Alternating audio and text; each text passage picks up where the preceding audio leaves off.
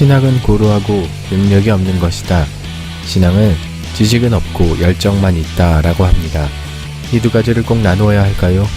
지금 이 시대와 교회에 신앙과 신학의 조화는 꼭 필요합니다. 신신의 그 조화의 59번째 시간 가양 공동체 2부 지금 시작하겠습니다.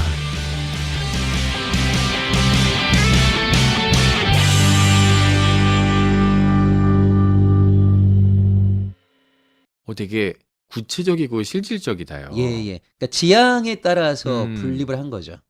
공동체로 살 사람들과 주일 예배 중심으로 모일 사람들을 저 개인적으로는 그게 되게 큰 도전이었을 거라는 생각이 드는 게 네네. 당시에 계셨던 분들이 또 안양이라는 곳으로 비산동으로 터전을 옮기셔야 됐었던 네네, 거죠. 맞습니다. 힘든 결정 아니셨나요? 어떠셨어요, 이때는? 별로 힘들지 않았던 것 같아요. 그러니까 음. 뭐 내 개인이나 우리 가정만 가게 되면 네. 굉장히 외롭고 고독한 길이지만 함께 살 지체들이 함께 움직이는 거니까. 그러니까요. 전 그게 대단한 것 같은 예. 거예요. 그러니까 나 혼자 가야지. 그러면 오히려 쉬운데 모든 공동체가 그래요. 그럼 같이 갑시다. 이게 되게 대단한 거라는 거죠. 아, 그래요? 왜냐면 저는 그죠. 너무 자연스럽게 그죠? 진행돼 갖고. 전 그건 것 같아요. 제가 하향 편준화가 돼 있는 것 같아요. 그러니까 제가 너무 하향 편준화가 돼 있으니까 예. 이 대단한 게 저한테는 대단하고 예. 옥새끼는 그냥 그게 당연한 게 아닌가? 왜냐면 같이 예. 가서 공동체 생활을 하겠다고 한 건데. 근데 사람이 터전을 옮긴다라는 거 네네네. 그리고 왜 이사 같은 거 준비하려면 또 어려운 일들이 여러 가지가 그렇죠. 있잖아요. 그렇죠. 근데 그거를 감수하니까요. 네네네. 그러니까 전 이게 그거 같아요. 자발적으로 네. 그 공동체를 따르고자 하는 성도님들과 그 공동체 구성원들의 그 마음인 네. 것 같아요. 이런 것도 좀 있었던 것 같아요. 그러니까 뭐 말씀하셨던 것처럼 뭐 개인적으로 그런 어려움이 있을 수도 있겠지만 어찌됐건 함께 옮기는 것이고 네. 그다음에 그 뭐 비산으로 이사를 온다라고 했을 때 그냥 개별 가정의 이사가 아니라 네. 모든 지체들이 와갖고 청소를 다 해주거든요. 그러니까 뭐냐면 좀 그러니까 힘들고 어려운 일들도 함께 하게 되면 잔치가 되잖아요. 네네네. 축제가 되고. 그러니까 그런 것들이 별로 힘들다는 느낌을 갖지 않게 만들었던 거예요. 그럼 먼저 이사 오신 분들을 다른 네. 분들이 오셔서 같이 도와주시고. 그럼요. 다 그랬죠. 확실히 제가 하향 평준화가 돼 있는 것 같아요. 이게 그러니까 그게 사실은 뭐 특별한 일이 아니라 옛날에 뭐 70년대, 80년대 초만 하더라도 구역 식구 가운데 누가 이사 가면 구역 그쵸. 식구들 다 모여갖고 리어커 끌고 네. 다 짐 옮겨주고 청소해주고 사실 뭐 그때만 해도 그런 것들이 굉장히 너무나 당연한 일이었는데 지금은 좀 그런 문화들이 많이 사라졌다고 봐야죠. 저 어렸을 때 초등학교 때는 그래도 이사 가면 주변 분들이 좀 도와주셨던 것 같거든요. 네네네. 옆에 계신 아버님 친구분, 어머님 친구분들이. 근데 요즘은 다 그냥 이삿짐 센터 맞습니다. 불러서 그 가정이 다 해결하잖아요. 맞습니다. 교회도 점점 그렇게 변해 간 거라고 좀 생각이 드네요. 그렇죠. 옛날 같으면은 공동체 안에서 뭐 남성교회, 여성교회 저 때만 해도 문학의 밤 이런 거 있으면은 네. 많이 교회가 준비하고 뭐 청년들까지도 도와주고 했었는데 요즘은 문학의 밤 이런 거 한 번도 못 들어본 것 같아요. 네. 그 한 10년간. 맞습니다.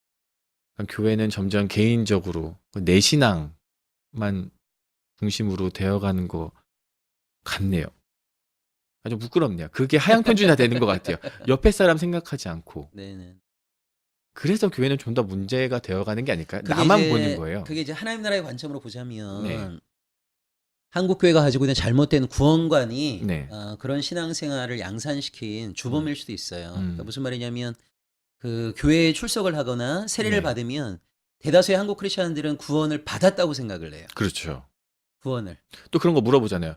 너 지금 죽으면 천국 가 안 가? 그래서 갑니다. 라고 말하면 이 예. 사람은 구원 받은 거잖아요. 그러니까요. 근데 이제 그 로마서의 맥락에서 우리가 정확히 보자면 네. 죄의 종로로 타고 있던 우리들이 그리스도 예수로 말미암아 하나님의 백성이 될 때는 우리의 공로가 전혀 없거든요. 네. 그래서 로마서 5장 6절, 8절, 10절에 보면 우리가 죄인 되었을 때, 우리가 연약할 때, 우리가 여전히 하나님과 원수 관계일 때 네. 그리스도 예수로 말미암아 하나님께서 우리를 당신의 백성 삼아 주신 거예요. 네. 이걸 이제 종교개혁가들은 칭이라고 하죠. 네. 그러니까 원래 사단의 백성이었던 우리가 어느 순간 하나님의 백성이 된 거예요. 의로워지는 거죠. 신분이 네. 바뀌었죠. 네. 하나님의 백성이 됐죠. 자, 그런데 이 하나님의 백성이 됐다는 말은 바꿔 얘기하자면 하나님 나라의 백성이 된 거거든요. 네. 그리고 이 하나님 나라라고 할 때 이 나라는 동사적 의미에서 다스린다, 통치한다는 의미가 있어요. 네. 그러니까 하나님의 나라는 하나님이 다스리시는 곳이죠. 네. 하나님이 통치하시는 곳이 하나님의 나라이죠. 네. 그러니까 우리가 하나님을 알지 못할 때는 세상의 지배, 세상의 통치를 받고 있다가 하나님의 은혜로 말미암아 하나님이 다스리시는 그 나라의 백성이 된 거예요. 네. 신분이 바뀌었어요. 네. 신분이. 이걸 우리가 이제 구원 받았다고 얘기를 해요. 네. 자, 그런데 중요한 건 뭐냐면 구원은 받았지만 완성된 건 아니에요. 두렵고 떨림으로 구원을 이루어 가야 되는 거거든요. 네. 하나님의 통치 안에 들어왔지만 신분은 바뀌었지만 삶이 바뀐 건 아니에요. 무슨 말인지 알겠어요. 예. 네. 그래서 구원받은 사람들이 제일 먼저 경험하게 되는 갈등이 뭐냐면 내 신분은 하나님의 백성인데 내가 살고 있는 삶의 내용을 보면 세상 사람들과 별반 다르지 않는 거예요. 네. 그러니까 신분과 네. 삶의 괴리 때문에 갈등을 해요. 이쪽에서 저쪽으로 옮겨서 완전히 모든 건 변했는데 네. 내가 가지고 있는 모든 삶의 습성 이런 거는 그대로 남아 있다라는 그렇죠. 거죠. 왜 그러냐면 신분이 바뀐 거지 삶이 바뀐 게 아니거든요. 네네네. 그러니까 우리가 삶이 바뀌었기 때문에 하나님이 너는 이제 하나님의 백성이야라고 우리를 인정해 주신 게 아니라 그리스도 예수로 말미암아 우리의 신분을 먼저 바꿔 주시고 네.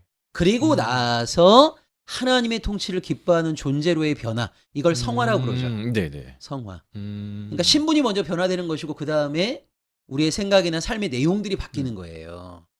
그러니까 하나님의 통치가 버거운 게 아니라 하나님의 통치, 하나님의 말씀에 순종하며 살아가는 삶이 기쁨이 되는 존재로의 변화. 네. 이걸 성화라고 하거든요. 네. 자, 근데 문제는 이 성화의 과정 속에서 하나님의 통치를 기뻐하지 아니하고 나는 이전에 나를 지배했던 세상으로 돌아갈래 라고 하면서 성화의 여정 속에서 중간 탈락하는 자들이 있어요. 네. 예를 들자면 출애굽 1세대들이 대다수 그랬죠. 네. 그 다음에 바울 서신에도 보게 되면 바울과 함께 동역하다 세상으로 나간 사람들의 이름이 얼마나 많이 나옵니까? 그런데 한국 교회가 이 구원의 여정 가운데서 중간 탈락하는 자들에 대한 이야기를 전혀 하지 않고 칭의 자체가 마치 구원의 완성인 것처럼 너무 강조했거든요. 네네네. 그렇지 않습니다. 바울의 그 표현에 따르자면 두렵고 떨림으로 너희 구원을 이루라. 내가 이미 얻었다함도 아니요. 표대를 향하여 달려간다는 표현들이 굉장히 많이 네, 나옵니다. 맞아요. 예. 그러니까 우리 한국 교회가 이걸 정확하게 말해줘야 되는 거거든요. 당신이 그리스도를 구주로 고백하는 순간 성령이 당신 안에 자정하셔서 당신은 이제 하나님의 백성이 되었고 하나님의 통치를 받는 구원의 첫걸음을 내디디셨습니다. 완성이 아니고 마침표가 이미 찍힌 게 아니라 그렇죠. 이제 시작해야 되는 과정인데. 맞습니다. 그래서 하나님의 통치를 이제 기뻐하는 존재로의 생각의 변화, 삶의 변화가 동반돼야 되죠. 근데 대다수 한국 교회는 칭의를 마치 구원의 완성인 것처럼 설명한 거예요. 그렇죠. 그러니까 대다수 교인들 같은 경우에는 나는 이미 구원 받았으니까 끝이지. 끝이에요. 뭐 그 다음에 뭐가 있습니까? 복 받아야죠. 예. 그러니까 참 이 구원의 과정만 제대로 설명했어도 내가 이제 하나님의 구원을 받았지만 이제는 세상의 지배를 받는 자가 아니라 하나님의 통치를 기뻐하는 존재로의 변화가 필요하다. 자, 그러면 그동안 나를 지배해왔던 세상의 힘이 무엇인가? 네. 세상은 나를 어떻게 지배해 왔는가? 이걸 돌아보게 되는 것이고 그렇죠. 이 지배로부터 내가 출애굽하기 위해서는 어떤 네. 변화를 일궈내야 될 것인가에 대한 고민이 나올 것이고 네. 그 고민 가운데 이것을 홀로 할 수 없으니까 그리스도의 이름으로 함께 모여있는 형제들을 통하여서 세상에 맞설 수 있는 새로운 문화를 창조해내게 될 터인데 구원관 자체가 이미 칭의가 구원의 완성인 것처럼 말하니까 마치 교회 가서 예배드리면 하나님의 통치 안에 있는 것처럼. 맞아요. 주일날 11시 예배에 갔다 오면 내가 그냥 내 구원이 계속 유효한 것처럼. 그렇죠. 그렇게 말하면은 구원 받는다, 구원의 여정을 간다라는 건 하나님 방식으로 목사님께서 말씀하신 것처럼 하나님이 통치하는 세상 안에 하나님의 법대로 살아가야 되는 건데 네, 이거는 좀 많이 빠진 것 맞습니다. 같아요. 맞습니다. 그러니까 저는 이제 진짜 문제가 뭐라고 생각하냐면 대다수 한국의 크리스찬들은 이 땅 가운데에서 하나님의 백성으로 살아가는 거에 별로 관심이 없어요. 맞아요. 대부분 다 죽은 다음에 천국 갈 것만 기대를 하죠. 맞아요. 자, 그런데 한국 교인들이 보통 생각하는 천국, 바꿔 얘기하자면 하나님의 나라가 내가 원하는 대로 마음껏 사는 곳이 아니거든요. 하나님의 나라는 하나님이 원하시는 바가 온전히 구현되는 곳이에요. 네네. 하나님의 통치가 100% 실현되는 곳이 하나님 나라예요. 음. 자, 그러면 보세요. 이 땅에서부터 우리가 하나님의 통치를 기뻐하는 존재로 변화되지 않으면 하나님의 은혜로 극적으로 하나님 나라에는 입성을 했다. 거기가 싫어질 수 있겠네요. 당연하죠. 하나님 나라에 들어갔는데 네. 마치 무슨 여름 휴양지처럼 내가 일어나고 싶을 때 일어나고 먹고 싶은 거 먹고 누리고 싶은 거 다 누리고 이런 삶이 아니라 하나님의 나라는 하나님의 통치가 온전히 구현되는 곳인데 그 하나님이 원하시는 것과 나의 원함이 괴리가 크면 클수록 그렇죠. 하나님의 통치를 기뻐하겠냐고요. 천국 가도 불편하겠네요. 당연하죠. 그러니까 우리는 너무 천국에 입성하는 것만 강조하고 있지만 정말 하나님 나라에서의 그 삶이 우리에게 기쁨이 되기 위해서라도 이 땅에서부터 이미 하나님의 통치를 기뻐하는 존재로의 변화. 그래서 하나님의 뜻과 네네. 나의 뜻, 하나님의 원하심과 나의 원함이 점점 일치되어 가는 삶의 변화가 필요한데 이걸 한국교회가 너무 강조하지 않는 거예요. 그렇죠. 저 옛날에 같이 사역했었던 분 중에 한 분이 그런 얘기가 있었어요. 이제 자기는 천국 가면 하나님한테 부탁할 게 있대요. 그리고 네. 저 하나님한테 이제 요청할 게 있대요. 그래서 뭔데요? 그랬더니 담배 피게 해달라는 거예요. 예, 그리고 예. 술 마시게 해달라고. 예, 예. 그러니까 왜냐면 이제 그분이 그걸 하셨다가 예, 이제 네. 믿으시면서 이제 끊으신 거죠. 예. 근데 그게 좀 남아 있으셔서 천국 가면은 그걸 요청할 거라는 거예요. 그러니까 말씀하신 것처럼 천국 가면 내가 원하는 거 하나님이 다 들어주시는 곳. 그러니까 천국 안에서도 주체는 나의 기쁨인 그렇죠. 거예요. 지금 말씀하신 것처럼 완전 반대인 거죠. 네. 하나님의 나라라면 그 나라의 왕은 하나님인데, 네. 그리고 그 왕이 통치하는 나라인데 그 안의 주인은 항상 내가 되고 싶어 하는 네, 거. 네. 맞습니다. 완전히 안에는, 그러니까 그 범주 안에는 있지만 그 안에 속해 있지는 않는다라는 느낌이 드는 거네요. 네, 네, 네. 그러니까 이게 사도 바울의 표현대로 하자면 고린도전서 3장 1, 2절에 보면 사도 바울이 신앙인들을 두 부류로 나누거든요. 네. 어린아이 신앙인과 어른의 신앙으로 나누어요. 네. 자, 어린아이 신앙이라고 했을 때 이 어린아이라는 말은 자기밖에 모른다는 거예요. 쉽게 얘기하자면. 그러니까 어린아이 신앙은 뭐냐면 하나님과 나와의 관계 속에서 내가 원하는 것을 하나님은 응답해 줘야 되는 거예요. 네. 하나님은 나를 위해 존재하는 분이에요. 이게 어린아이 신앙이에요. 네. 자, 그런데 이 신앙에만 머물면 안 되거든요. 우리가 이제 나이가 들어갈수록 부모의 마음도 헤아려야 되고. 그렇죠. 그러면 당연히 신앙 안에서는 하나님의 뜻이 무엇일까? 우리의 작은 한 걸음을 통해 갖고 어떻게 하나님을 기쁘시게 할 수 있을까? 네. 이런 고민들을 하면서 하나님의 뜻을 묻고 하나님의 뜻을 이 땅 가운데 구현해내는 일에 네. 최선을 다해야 될 테인데 이런 어른의 신앙에는 잘 보이지 않고 하나님께 뭔가를 달라고만 하는 늘 하나님은 우리의 필요를 채워줘야 되는 분으로만 하나님과의 관계가 유지되는 어린아이 신앙인들이 너무 많은 거죠. 아. 진짜 무슨 말인지 알겠고, 교회는 그런 어린아이의 신앙을 장성한 자의 신앙으로 잘 키우는 교육이 별로 없었던 것 같아요. 그러니까 모든 교회가 그러는 건 아니겠지만, 저 어렸을 때는 제가 처음 다녔던 교회, 그럼 거기에서는 뭔가 그런 이야기를 많이 했거든요. 능력 받아라. 그리고 너 구원 받았지 않느냐. 그러면은 그게 다였고, 네네. 그 다음에는 내가 가지고 있는 거 더 크게 만들어야 되고, 네네. 그 크게 만들어야지 그게 하나님의 복으로 되는 거다. 라는 것만 이야기를 했지, 뭔가 이웃과 나눠라. 그리고 너가 가지고 있는 거 좀 죽이고 하나님의 법을 좀 따르는 법을 한번 찾아봐. 이런 성경 공부라든지 말씀을 잘 들어본 기억이 좀 없네요. 그러니까 뭐 다시 한번 정리해 보면 너무 이 한국 교회는 구원을 받는다는 것을 천국의 아파트 분양권 티켓을 따내는 것처럼 이해를 하는 거예요. 네. 근데 구원을 받는다는 것은 하나님의 통치 안에 들어가는 게 구원을 받는 거거든요. 그러니까 내가 구원받았다고 하면서 과연 나의 삶 가운데 하나님의 통치 안에 무엇이 들어와 있는가를 한번 생각해 본다면 여전히 우리의 삶의 많은 부분들이 하나님의 통치 바깥에 있단 말이에요. 네네. 하나님의 통치를 기뻐하지 않는단 말이에요. 그리고 구원받았다고 생각을 해요. 이거 자체가 얼마나 역설이에요. 모순이고. 참. 그러니까 너무 이제 저 어렸을 때 그런 찬양이 있었거든요. 나는 구원 열차 타고 뭐 이런 노래가 있었어요.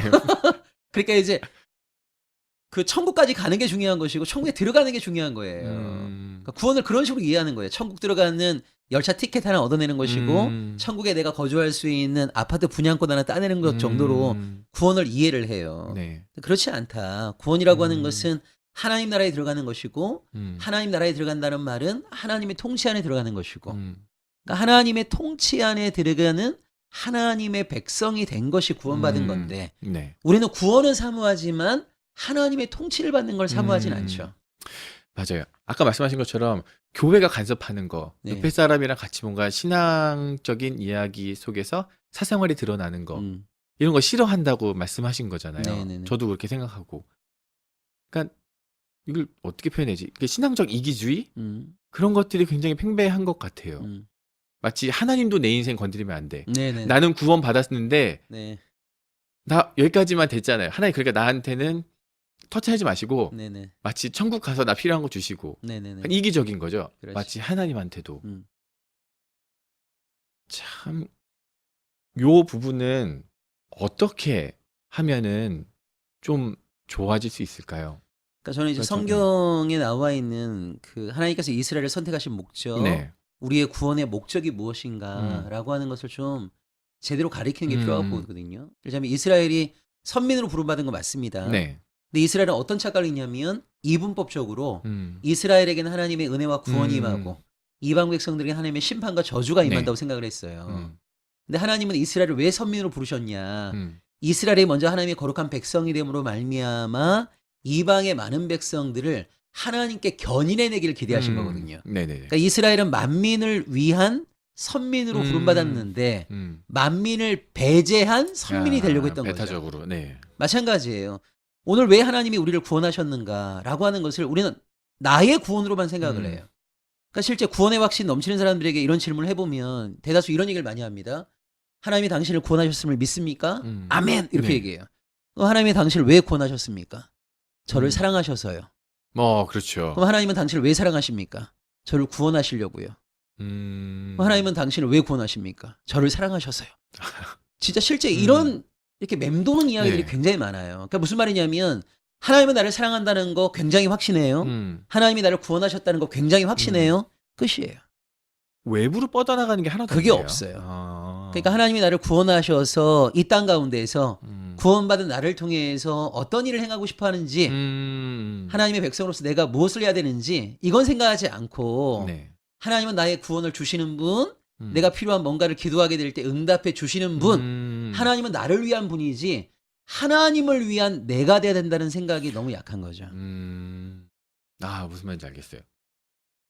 하나님의 백성이 됐다고 했는데 모든 행태나 그리고 세계관 이 모든 게 일반 세상과는 여전히 그렇죠. 다른 거 없이 그렇죠. 그냥 똑같이 살아가고 있는 거네요. 맞아요. 적어도 그런 도전은 좀 줘야 되는데 네네. 교회 입장에서도 이렇게 하나님의 백성이 됐으면 이렇게 살아야 됩니다라는 모형이라든지 혹은 방향성이라든지 네네. 이런 걸 좀 제안을 해줘야 된다고 생각하는데 약간 그것도 교회는 많이 부족한 것 같고요. 아쉬운 예, 부분이죠. 아쉬운 부분이 있네요. 그러면은 저는 가양 공동체는 네. 지금 목사님께서 말씀하신 것처럼 이런 모든 부분을 이루어 나가려고 노력하시는 거잖아요. 네네. 그러면은 하나님의 백성으로서 하나님의 법을 따라가야 돼라는 거는 약간 추상적일 수도 있잖아요. 맞습니다. 왜냐하면 100년 전과 지금은 또 다른 거니까요. 맞습니다. 그러면은 지금 2018년에 가양 공동체는 네. 하나님의 나라를 하나님의 구원을 어떻게 좀 이루어 나가고 있는지 그게 좀 궁금하네요. 일단 저는 정답은 없다고 보거든요. 네. 그러니까 정답은 그쵸. 없고 왜냐하면 개인이나 어떤 단체마다 처해 있는 위치와 상황이 다르고 네. 그래서 어떤 획일적인 정답 하나님의 백성이라면 이래야 된다라고 네. 하는 저는 획일적인 정답은 없다고 봐요. 그리고 매 순간 우리는 어찌됐건 진지하게 하나님의 뜻을 묻고 네. 그 뜻에 걸맞게 살아가긴 하지만 매 순간 성찰해야죠. 네. 이것이 또 어떤 우리의 이념일 수도 있고 아집일 수도 있는 거니까 네네네네. 끊임없이 우리가 하고 있는 거에 대한 진중한 자기 성찰 맞습니다.